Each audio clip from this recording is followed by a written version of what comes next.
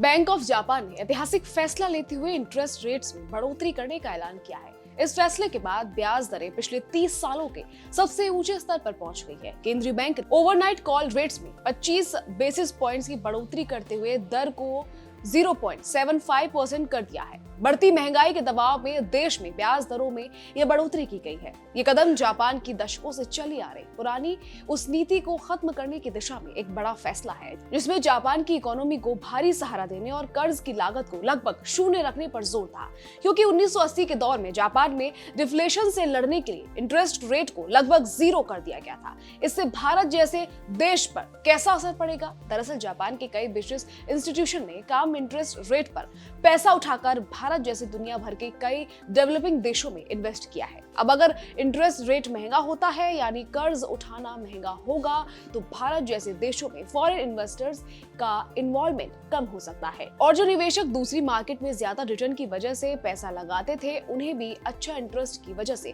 बेहतर निवेश का मौका।